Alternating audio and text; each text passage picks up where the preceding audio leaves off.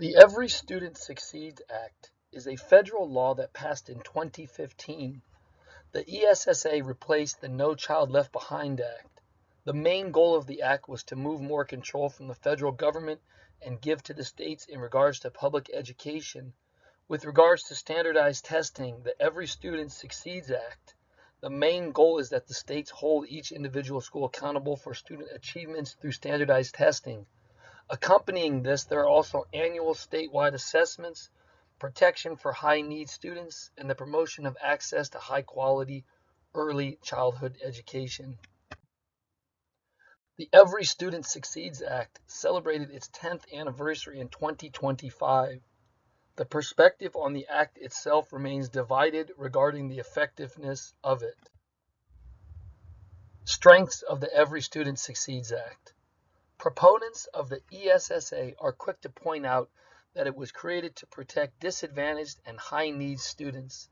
Stemming from this is the fact that it has pushed forward equity-related issues. This pushing forward of equity-related issues was made possible by the breaking apart of student achievement data for historically underserved groups. With the federal government no longer involved in the process, this has allowed individual states and school districts to implement their own systems and tailor interventions to their students' specific needs. Continued strengths of the ESSA Act.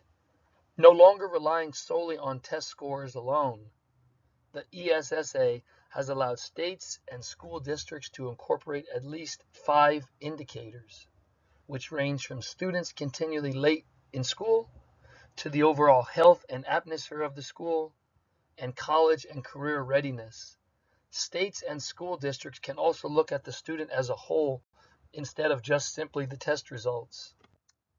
Weaknesses of the Every Student Succeeds Act. Critics of the ESSA argue that the increased flexibility has not yielded significant results in student achievement. Critics have also been quick to point out that it has been unevenly distributed across states. There is also concern growing that states might not have the capacity, will, or even finances to roll out the ESSA. This allows historically underserved students to essentially fall through the cracks. Continued weaknesses of the Every Student Succeeds Act. The No Child Left Behind Act focused on schools as well as school districts, whereas the ESSA focuses solely on the schools themselves. There are also those stating that the ESSA has paid more attention to compliance rather than meaningful, impactful changes. Many people believe that this has led schools to not look at the root causes of issues such as suspension rates. Continued weaknesses of the Every Student Succeeds Act.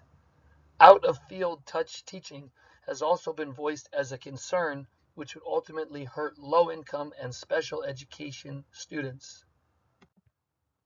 The ESSA's current status. Like so many things in life, the ESSA's current status remains up for debate. Whether or not it has been effective continues to be debated back and forth, which is not surprising given the current state of the world. There are currently ongoing studies monitoring both its impact as well as its implementation. Many have celebrated the ESSA for replacing the rigid No Child Left Behind policy, ultimately resulting in more state flexibility. The promise of equitable and high-quality education still remains uncertain and ultimately in the hands of state and local implementation.